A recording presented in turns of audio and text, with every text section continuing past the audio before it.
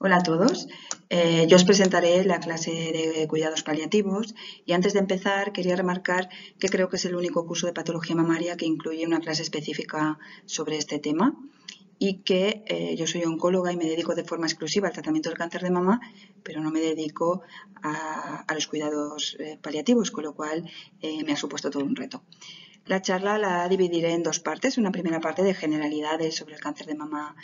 metastásico, que probablemente algunos datos ya os los han explicado en clases previas, y una segunda parte específica en la que repasaré la definición de cuidados paliativos y lo que estos cuidados implican tanto para los profesionales que acompañamos a las pacientes en esta situación como para las mismas pacientes. Desde el punto de vista epidemiológico, hasta 1 de cada 8 mujeres eran diagnosticadas de cáncer de mama, con lo cual esto representa el 30% de todos los tumores diagnosticados en el sexo femenino. Y dentro de todos los diagnósticos, hasta 3 de cada 10 presentarán metástasis a distancia, que esto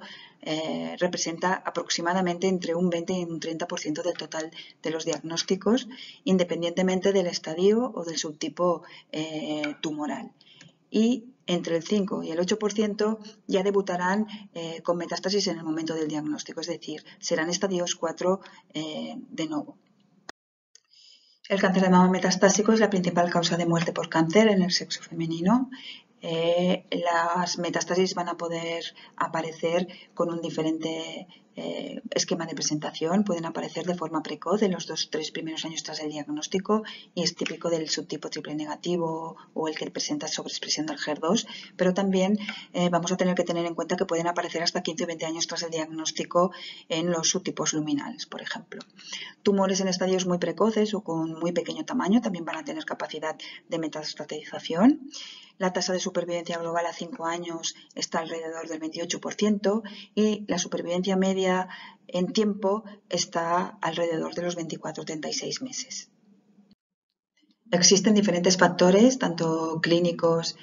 patológicos, como en cuanto al momento evolutivo de aparición de la enfermedad metastásica, que nos van a permitir clasificar a las pacientes con cáncer de mama metastásico en dos grupos pronósticos, unas de buen y otros de mal pronóstico. Dentro del grupo de buen pronóstico vamos a incluir a aquellas pacientes con buen estado general, con un PS 0 o 1, que prácticamente no tengan repercusión física de su enfermedad metastásica. En cuanto a las localizaciones, van a ser aquellas que van a presentar metástasis óseas, ganglionales o de partes blandas versus las metástasis viscerales que van a presentar peor pronóstico. El número de localizaciones metastásicas y el número de metástasis va a ser también importante. Aquí entraría el concepto de oligometástasis que luego repasaremos. Las pacientes que presentan expresión de receptores hormonales y carecen de la amplificación de HER2 también van a presentar mejor pronóstico y aquellas en las que la enfermedad metastásica se presente con un intervalo libre del diagnóstico por encima de los 24 meses también van a presentar mejor pronóstico que aquellas que presenten una recurrencia de forma precoz. Como os han explicado en clases previas, los diferentes subtipos intrínsecos de cáncer de mama van a presentar características clínicas, pronósticas y terapéuticas diferentes, al igual que diferentes frecuencias de presentación.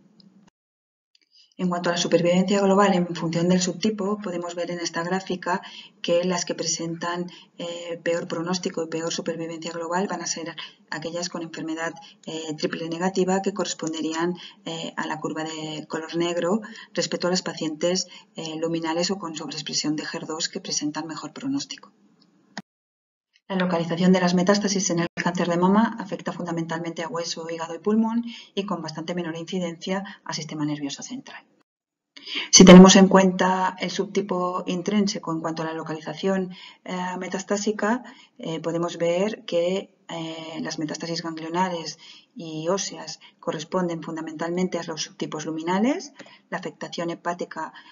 prioritariamente a las pacientes con subtipo triple negativo o basal y aquellas que presentan afectación pulmonar o en sistema nervioso central suelen corresponder a pacientes con sobreexpresión del HER2.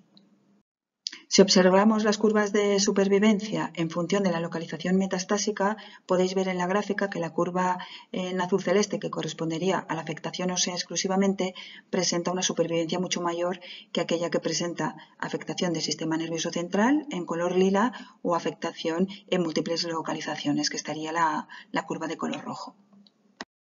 Si las mismas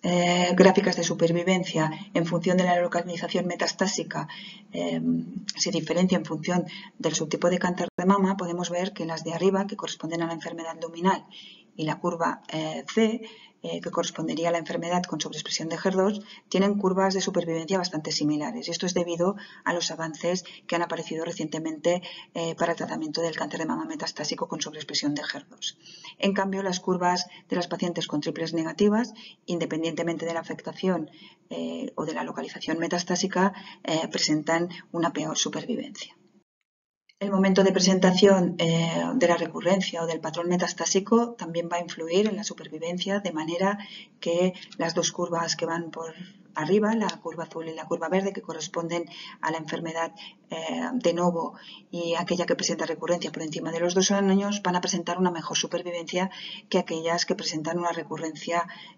precoz respecto al diagnóstico. Uno de los factores que vamos a tener en cuenta para clasificar a las pacientes con cáncer de mama metastásico dentro del grupo de buen pronóstico va a ser el número de localizaciones y el número de lesiones metastásicas que presenten. De tal manera que podemos definir enfermedad oligometastásica como aquella que se presenta con un número limitado de metástasis, incluido entre 1 y 5, metástasis localizadas en máximo 2 órganos y que además van a ser tributarias de valorar tratamiento local ablativo con intención radical. Con eso, el objetivo fundamental va a ser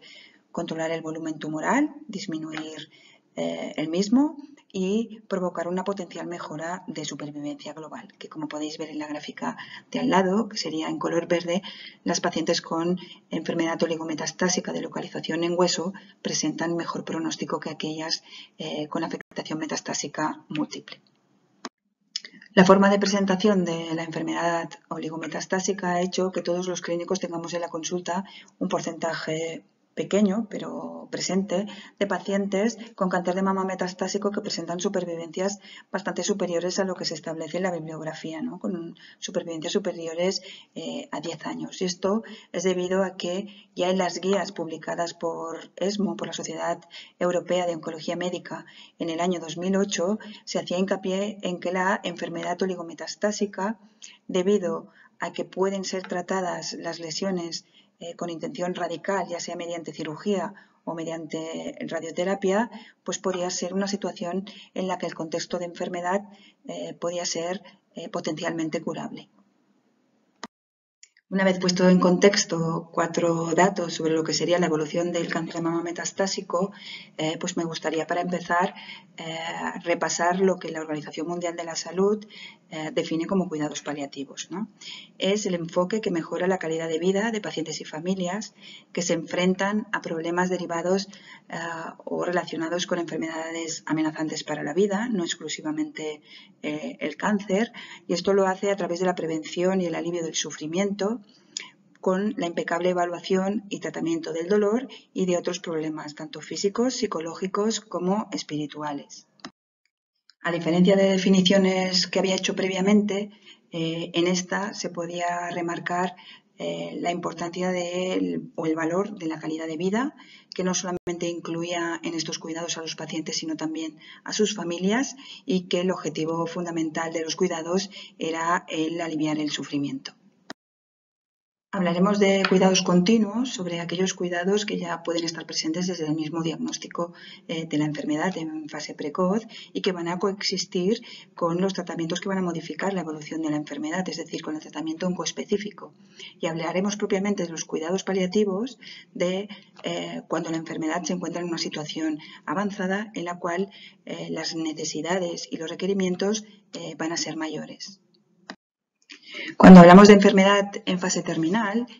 vamos a referirnos a una enfermedad que va a ser por definición incurable, avanzada y progresiva, que el pronóstico de vida va a estar limitado generalmente con un periodo de menos de 6 meses, va a presentar escasa posibilidad de respuestas a tratamientos específicos, va a presentar una evolución de carácter oscilante con frecuentes crisis de necesidades que van a implicar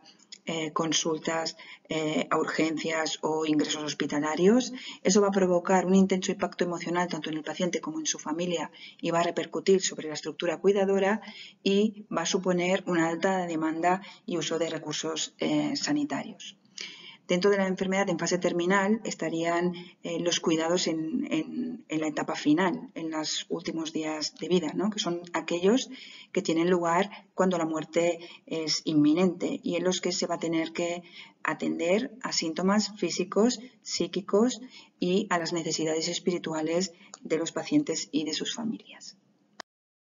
Y en los cuidados en la etapa final o en situación de últimos días entraría también el concepto de lo que sería la sedación paliativa, ¿no? Que consistiría en la administración de fármacos, en las dosis y combinaciones requeridas para reducir el nivel de conciencia de forma consciente, ¿no? En las situaciones en las que se presentan síntomas que son refractarios a otros tratamientos y que provocan sufrimiento. Acordaros que la sedación paliativa se ha de administrar siempre con el consentimiento explícito, implícito o delegado de los pacientes. De tal manera que el tratamiento de soporte o los cuidados paliativos van a incluir fundamentalmente 4 objetivos. Un adecuado control de síntomas, una atención integral e individualizada a cada paciente, van a promover la autonomía y la dignidad y dentro de los profesionales que nos dedicamos o que acompañamos a estos pacientes van a promover la comunicación, la información y el apoyo emocional. Empezamos por el control de síntomas. Cualquier enfermedad metastásica, incluyendo el cáncer de mama, lo más frecuente es que se presente con síntomas generales, como pueden ser la anorexia, la astenia, la pérdida de peso, la debilidad, y con síntomas que van a estar derivados o van a ser secundarios en función de la localización de las metástasis. En el caso de las metástasis ganglionares, pues puede aparecer linfedema, dolor, limitación funcional. En el caso de las óseas, también dolor va a ser la principal causa de consulta o mediante complicaciones como puede ser la fractura patológica o la compresión medular. En el caso de las metástasis hepáticas se puede asociar una insuficiencia hepática que pueden comprometer el hecho de poder usar determinados tratamientos oncológicos, las pulmonares en forma de tos, disnea, hemotisis o la afectación en el sistema nervioso central en forma de cefalea, crisis comiciales, focalidad neurológica, hipertensión intracraneal. La verdad es que los síntomas van a ser muy similares en cualquier enfermedad metastásica en función de la localización de las metástasis. En cuanto a cuál va a ser la estrategia general para realizar un buen control de síntomas, pues vamos a tener que tener en cuenta que es una experiencia totalmente subjetiva y que va a ser variable en función de la paciente a la que afecte, que además estos síntomas en el final de la vida intrapersonal también pueden ser múltiples, pueden ser multifactoriales, es decir, cada síntoma va a estar o puede ser debido a diferentes factores que además van a ser modificables en el tiempo evolutivamente y que pueden presentar distintas respuestas al tratamiento sintomático. Tenemos diversas escalas para evaluar la presencia y la intensidad de estos síntomas, como por ejemplo la escala visual analógica del dolor, conocida como EVA, o el ESAS, que es una escala analógica también visual que valora además del dolor pues otros síntomas como puede ser la disnea, la fatiga, la presencia de insomnio. También escalas de valoración funcional como la escala de Karnofsky o el ECOG, o la escala de Bartel, que también se utiliza fundamentalmente en el ámbito de la geriatría, y otras escalas específicamente dentro de los cuidados paliativos, como van a ser el Palliative Prognostic Score o el Palliative Prognostic Index, que son escalas que nos van a ayudar a establecer de forma más precisa el pronóstico y la supervivencia media de las pacientes en función de la presencia o no de determinados síntomas físicos y de determinados valores analíticos. al igual que escalas para valorar la posible presencia de deterioro cognitivo, ¿no? Como el Mini-Mental o la escala de Pfeiffer. Al final, estas escalas lo único que nos van a ayudar es a poder controlar cuál va a ser la intensidad de estos síntomas, si van a estar presentes o no, y además nos van a servir para el control evolutivo porque, como he dicho antes, pueden estar o presentarse de forma diferente a lo largo del tiempo. Antes de pasar al siguiente objetivo, pues me gustaría incluir el término de dolor total que describió Cicely Saunders, que fue pionera en el desarrollo de los cuidados paliativos en el Reino Unido y que hacía referencia a que en el proceso de final de vida de cualquier persona, pues no solamente implicaban experiencias en cuanto a síntomas físicos, sino que se habían de tener en cuenta aspectos sociales, familiares, emocionales y psicológicos y necesidades espirituales de las pacientes, porque cualquier de estos ámbitos podía comportar sufrimiento y que estas eran necesidades que debían atenderse de forma integral. Esto nos pone en contexto lo que sería el siguiente objetivo,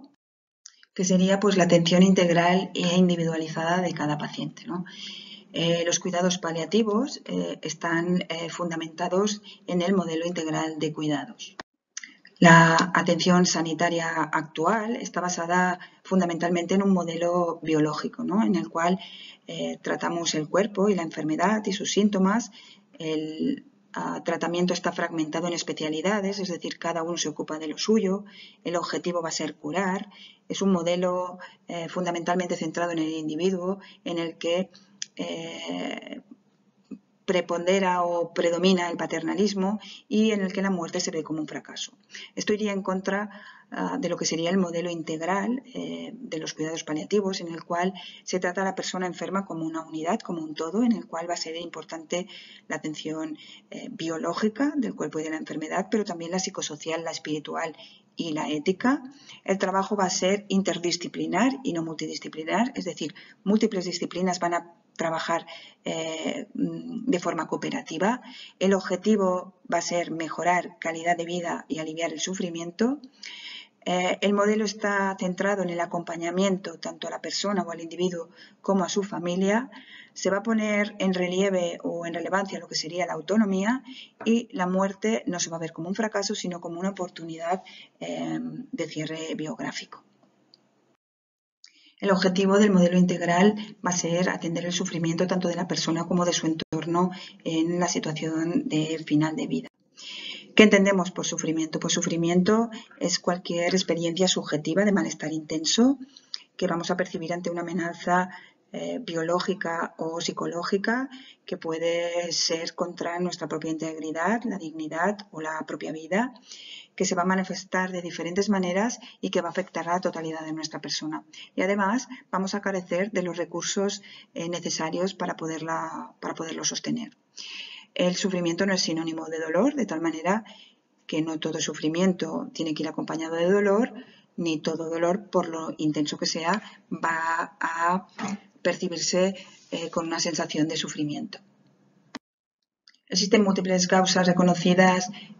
causantes de sufrimiento de los pacientes en el final de la vida. Las más conocidas serían las físicas, como el dolor o el insomnio, seguidas de la pérdida de funcionalidad, ¿no? La pérdida de la capacidad de autocuidado genera mucho sufrimiento en los pacientes cuando sienten dependencia. Problemas económicos, como puede ser el coste de los tratamientos. Nosotros estamos en una sanidad pública, pero en muchos países los cuidados en el final de la vida también se han de financiar de forma privada. Los problemas que causan sociales, como el soporte al cuidador, los psicológicos, como puede ser la ansiedad, la depresión, el deterioro cognitivo, problemas espirituales, como pueden ser los miedos, las esperanzas, la necesidad de legado, ¿no? De preparar a las familias para evitar un sufrimiento innecesario en el momento de la muerte, o incluso pueden generar sufrimiento dudas como, por ejemplo, el mejor lugar donde morir, que puede ser en el hospital, en el domicilio, o actitudes relacionadas con el sistema sanitario, como prolongar inapropiadamente el momento de la muerte. Todas estas causas de sufrimiento pues, van a hacer que tengamos que atender la dimensión subjetiva de cada persona. Esto va a hacer que los profesionales que acompañamos a estos pacientes tengamos que adquirir conocimientos, actitudes y habilidades ante el sufrimiento, y lo principal que reconocen la mayoría de guías es que evidentemente el sufrimiento no puede ser tratado a no ser que sea reconocido primero, con lo cual existen ciertas dificultades para poder reconocer el sufrimiento. Lo primero es que es una experiencia profundamente subjetiva que tiene lugar dentro, como hemos visto antes, dentro de un modelo biológico de atención muy centrado en la enfermedad y en el control de los síntomas físicos, y que evidentemente el reconocimiento del sufrimiento implica al profesional que lo atiende. El tercer punto de los cuidados paliativos sería la promoción de la autonomía y de la dignidad en el final de la vida, de manera que en el contexto de la bioética, dentro de los 4 principios, se promueven principalmente el principio de autonomía, en el cual hay que hacer partícipes a los pacientes en la toma de decisiones, y el principio de beneficencia, ¿no?, que consistiría en respetar la dignidad de las personas. Y en segundo lugar, pues el principio de no maleficencia, para evitar la obstinación o el encarnizamiento terapéutico, no utilizando tratamientos que no vayan a aportar ningún beneficio, y el principio de justicia, que va a favorecer un mejor aprovechamiento de los recursos, evitando la futilidad. Dentro de los principios de bioética, pues me ha parecido importante resaltar 4 definiciones, ¿no? Por un lado, lo que sería la adecuación del esfuerzo terapéutico, más conocido como el acrónimo TELET, como limitación, que es aquella actuación terapéutica que es proactiva y que incluye añadir, modificar, no iniciar o retirar tratamientos en función a los objetivos terapéuticos del momento evolutivo del enfermo, ¿no? Es decir, hemos de intentar, en la proximidad de la muerte, pues no utilizar tratamientos que mantienen de forma artificial la vida, priorizando los tratamientos exclusivamente de tipo paliativo. Es decir, la adecuación del esfuerzo terapéutico consiste en ajustar el tratamiento a la situación clínica del paciente. Por otro lado, tendríamos la obstinación terapéutica, ¿no?, que sería la instauración, la continuidad o la intensificación de tratamientos médicos que únicamente van a prolongar de forma artificial la vida sin que vaya a ocasionar ningún beneficio, ¿no? En estos casos, el profesional implicado pues considera que el principal valor pues es la vida y no la persona en la situación clínica en la que se encuentra. Dentro del término de futilidad vamos a diferenciar entre un tratamiento que va a ser inútil, es decir, del cual no vamos a obtener el efecto esperado, de cuál es fútil, es aquel que no va a presentar ningún beneficio para el enfermo, ¿no? Es un tratamiento cuya aplicación va a estar desaconsejada porque va a ser ineficaz, no nos va a mejorar el pronóstico ni los síntomas o las enfermedades intercurrentes, y porque previsiblemente sí que puede producir perjuicios personales, familiares o sociales que van a estar desproporcionados al beneficio esperado. Y por último, el concepto de eutanasia, que corresponde a la acción realizada por otra persona y a petición expresa y retirada de cualquier enfermo con plena consciencia en situación de una enfermedad incurable y que produce un sufrimiento inaceptable. El objetivo va a ser eliminar el sufrimiento mediante la muerte del enfermo, y como todos sabéis, en nuestro país se publicó en marzo del año pasado en el Boletín Oficial del Estado la Ley Orgánica de Regulación de la Ley de la Eutanasia, que está a disponibilidad de los pacientes desde junio del mismo año. Y el último punto, el que hace referencia a la comunicación, la información y el apoyo emocional, en el cual me ha parecido oportuno incluir un estudio que se publicó en el New England en el 2012, en el cual se describían las expectativas que los pacientes percibían sobre el efecto de la quimioterapia en situación de cáncer avanzado. Se incluyeron más de 1.100 pacientes con cáncer colorectal y cáncer de pulmón, y después de haber hablado con su oncólogo y haberles indicado el tratamiento sistémico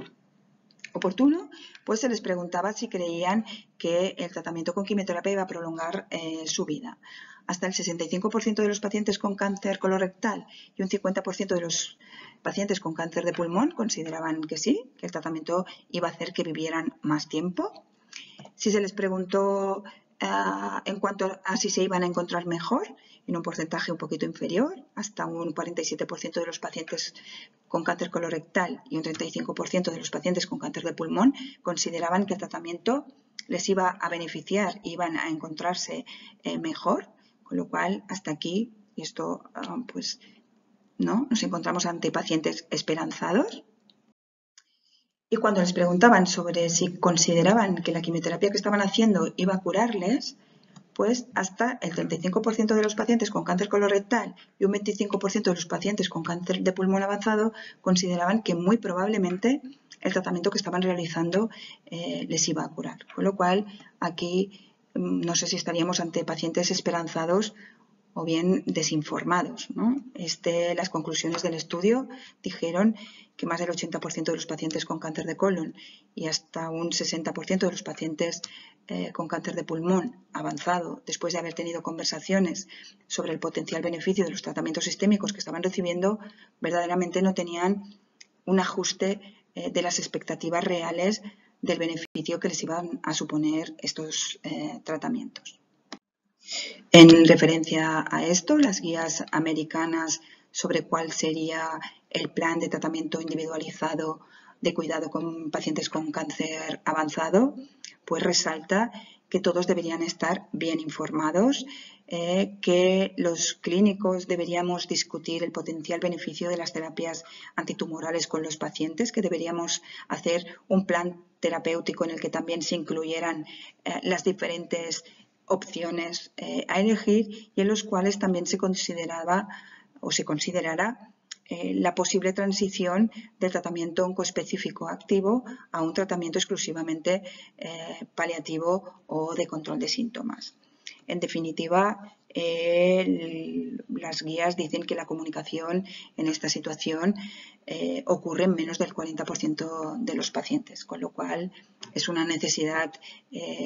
todavía no cubierta o no resuelta. El cómo comunicamos o cómo informamos los profesionales